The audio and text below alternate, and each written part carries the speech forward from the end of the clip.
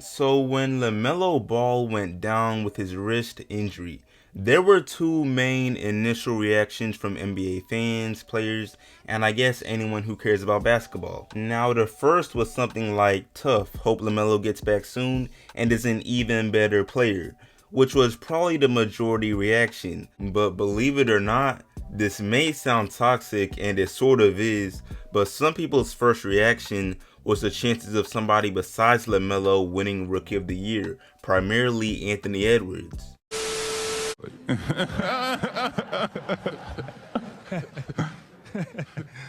Because as we all know, at the time of the injury, LaMelo was the clear frontrunner. I doubt anyone would really debate that. However, due to him having missed nearly 20 games because of the injury, although it sounds messed up, LaMelo's injury reopened the Rookie of the Year race and gave some of his peers a chance, basically saving the Rookie of the Year race and making it a real competition. And some of his peers took advantage of the time he was out and balled out. So now that everyone, or at least most people's favorite rookie, is set to return, this year's race could be a very close toss-up depending on what we see in the next few weeks. Because again, guys like Anthony Edwards have for sure definitely made a case. This man dropped 42 in LaMelo's absence, a 40 piece. So yeah, today, we're just going to look at the performance of some of the main rookies in the race. Because LaMelo and Anthony are the leaders, y'all know they're in the vid, but there's a few other players trailing just behind. But anyway, before I go any further, what's up YouTube, Plug Speaks, back with a vid.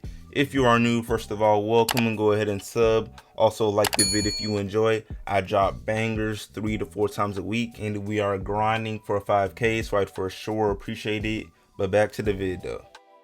Now first up, how could I start with anyone other than Anthony Edwards? Because besides the fact that he's been balling in LaMelo's absence, and besides the fact that he's arguably the leader in the race, it's just been nice to see Anthony Edwards balling and proving so many of his doubters wrong. Because he was catching some flack earlier in the season when he didn't appear to be as good as some people believed the #1 overall pick should be. And even back then, it was pretty ridiculous because #1 pick or not, he's still a rookie. He was going to struggle early on regardless. But yeah, Anthony's numbers on the whole season looks pretty good. I mean, 18 points per game, decent shooting averages, and if you have any social media, then you know he's produced plenty, and I mean plenty, of entertaining highlights, interviews too. So yeah, his first season as a whole has looked good. However, if we look at his numbers and play after the All-Star break, he's looked even better and has been the second scoring option on the Timberwolves behind only Karl-Anthony Towns. Come on, that's impressive for a rookie even though the Timberwolves are trash right now. But yeah, in his 24 games played so far after the break, he's been averaging 23 points, 5 rebounds, and 3 assists on 44% shooting from the field and 35% shooting from 3. That speaks for itself. I mean, let's be honest. If those were his numbers for the whole season on a playoff team, he's an all-star as a rookie. And yes, of course, I know hypotheticals don't hold much weight, but I'm just saying Anthony Edwards deserves his credit, and I'm here to give it to him. Pause. But yeah, overall, his chances at Rookie of the Year are looking great. And yes, LaMelo's injury is a huge factor, but I mean, that is the whole point of this video. LaMelo's injury saved the race. But anyway, moving on to Saddiq Bey on the Detroit Pistons. He's been building a case for himself.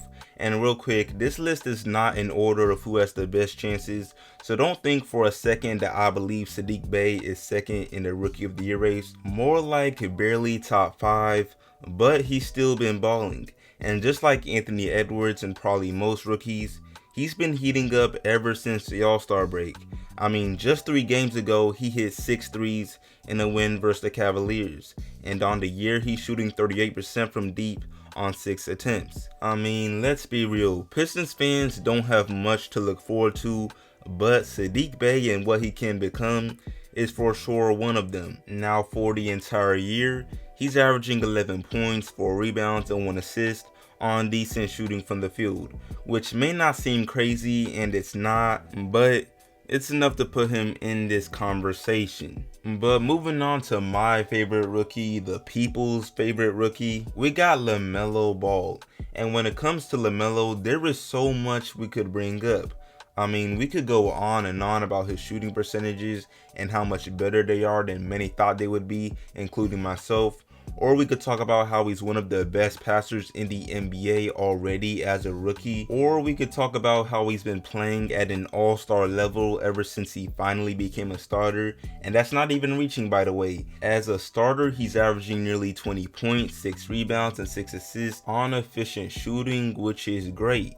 But besides all of that, I'd rather focus on something else when it comes to his case for Rookie of the Year, and that thing is his impact on the culture of Hornets basketball. Because to be honest, everything else is a given. We understand he's balling and has the numbers, but you can be balling and have no effect on winning, or little effect on the culture of a franchise. For example, no offense to Andrew Wiggins, but back when he was a rookie on the Timberwolves, we can't deny his play was pretty good for a rookie, and he even won Rookie of the Year. But he definitely did not influence the culture of Minnesota basketball. And if he did, then again, no offense, but it wasn't for the better. I'm sure we can all agree on that. However, when it comes to LaMelo, he's helped bring the most out of what was already in Charlotte. And notice I said he helped, not that he created. Because regardless of what popular media would tell you, even before LaMelo arrived, the Hornets were not just some boring team with a bunch of boring players.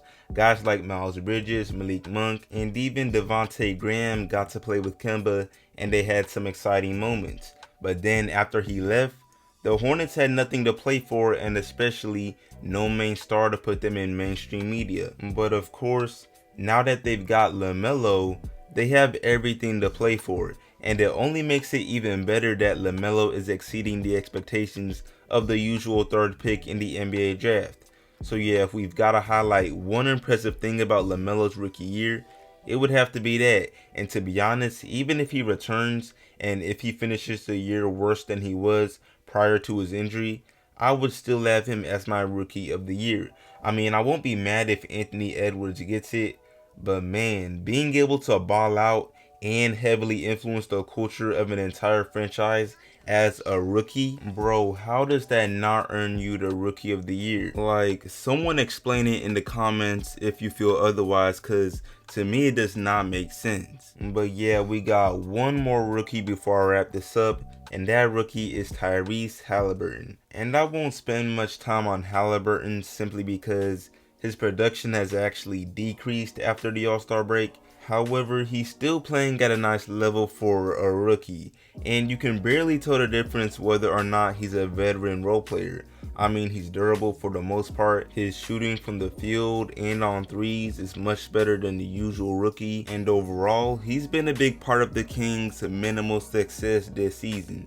So yeah, he definitely at least has a case. But yeah, man, I'm about to wrap this video up. It's pretty clear it's going to really come down to LaMelo and Edwards for the award, and I really wish I could add Wiseman to a vid like this, but if you haven't heard, he's facing a pretty serious meniscus knee injury, so that's obviously not a reality. Also, some quick honorable mentions could be Emmanuel Quickley and Jayshawn Tate. They have been balling too. But yeah, that's pretty much it for the vid. Let me know how you feel about all of this and all of these rookies. I appreciate y'all watching as always. Like the sub, share it, sub if new, and I'm out.